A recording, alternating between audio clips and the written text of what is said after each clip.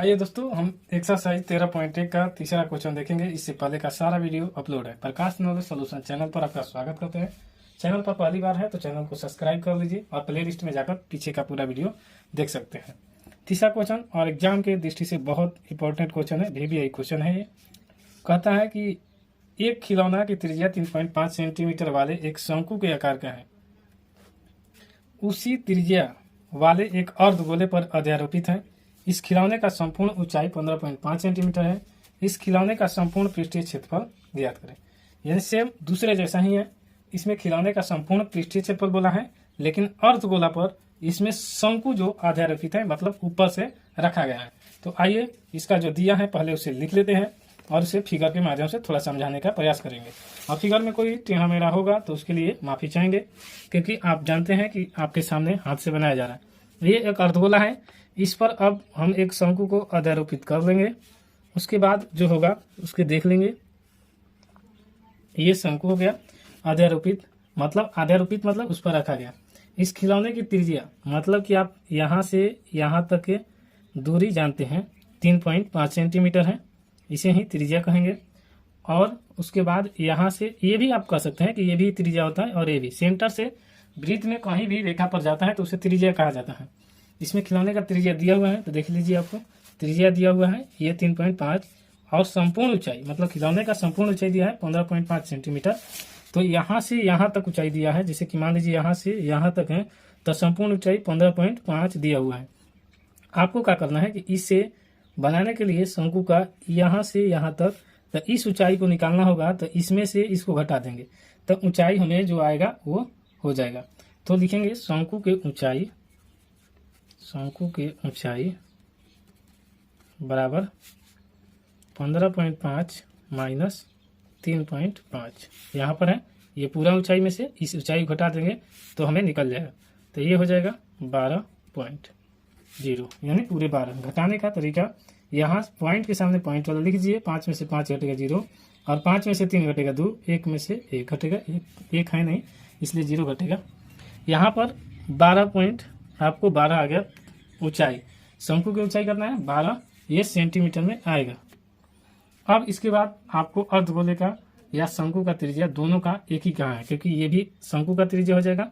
तो जितना हाई होगा उतना ही ये भी होगा, ये वाला। तो शंकु का और लिख लेंगे अर्धगोला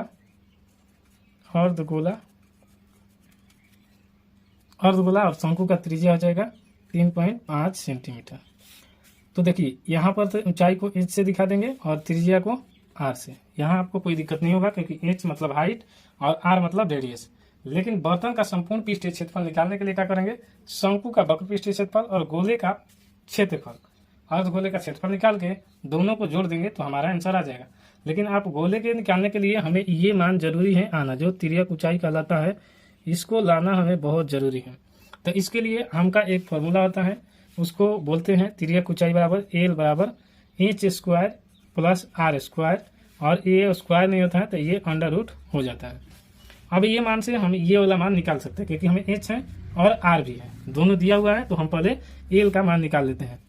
तो h का मतलब 12 का स्क्वायर और r का मतलब 3.5 का स्क्वायर। 12 से 12 को गुना करेंगे तो होता है 144, प्लस 35 से 35 को गुना करेंगे तो 12.25 आएगा, क्योंकि एक पॉइंट इधर है और एक 2 अंक के बाद पॉइंट दिया जाएगा 12.25। आप कहेंगे तो गुना करके भी दिखा देंगे। 35 से गुना करेंगे और 1 अंक के बाद पॉइंट है, और स्क्वायर है तो 2 अंक के बाद पॉइंट है। जोड़ने का तरीका भी आपको बता दे रहे हैं थोड़ा सा। 12 से गुना करेंगे ना तो 144 आएगा, यहाँ पर लिख दे रहे हैं। और 35 3.5 का स्क्वायर करेंगे ना तो ये हो जाएगा 12.25।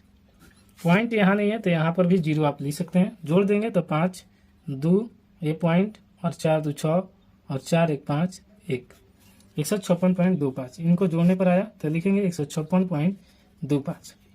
इसका वर्गमूल आप निकालेंगे खंड करके तो इसका आएगा 12.5, लेकिन इसका अगर निकालेंगे सिर्फ ऐसा ही निकाल सकते हैं 156.25 बटा में 100, और इसको करेंगे तो ये हो जाएगा 125।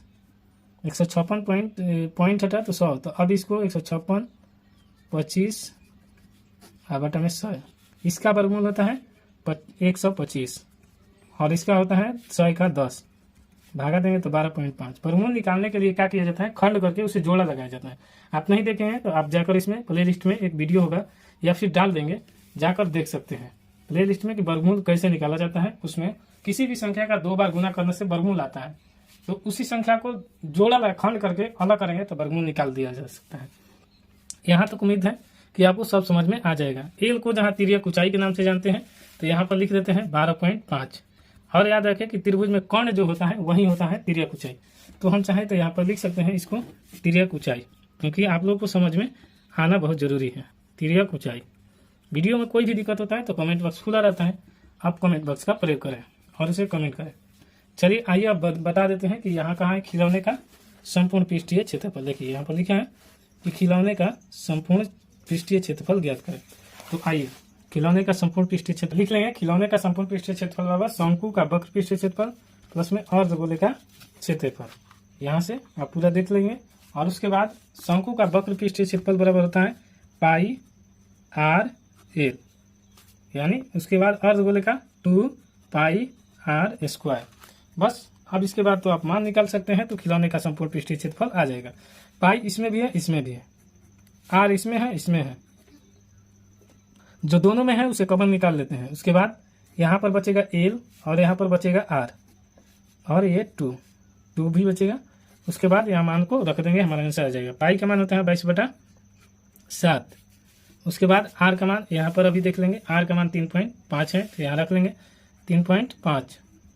एल का मान अभी आपने देखे हैं कि निकाले हैं तिर्यक ऊंचाई 12.5 और प्लस 2 आर के मान यहाँ पर भी रखे हैं तो गुने 3.5।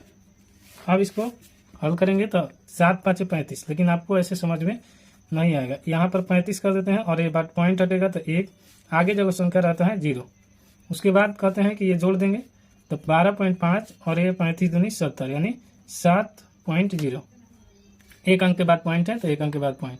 जोड़ आपको 12.5 जोड़ करके यहाँ पर दिखा दे रहे हैं और 7.0 है, माफ़ी चाहेंगे तो 5 और 7 2 9 1 19.5।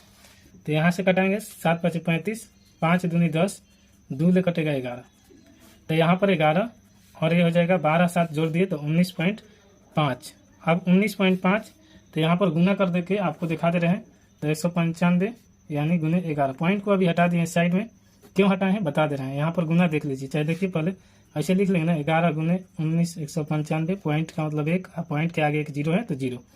तो अब गुना करेंगे तो 195 और 195, 5 9 5 14 की 4, 9 1 10 1 11 1 1 2 और यहाँ पर लिखेंगे 214 21 45/10 अब भागा देंगे तो 1.10 है तो 1 पॉइंट हटाकर 0 दे देंगे 0.5 और यही हमारा आंसर हो जाएगा। वीडियो में कोई दिक्कत होता है तो आप कमेंट कर सकते हैं। वीडियो पसंद आए तो लाइक शेयर सब्सक्राइब जरूर करें। कोई भी दिक्कत हो तो कमेंट करें, वीडियो में सुझाव अपना जरूर दें। वीडियो अच्छा लगे तो लाइक शेयर सब्सक्राइब जरूर करें, सपोर्ट करें चैनल को।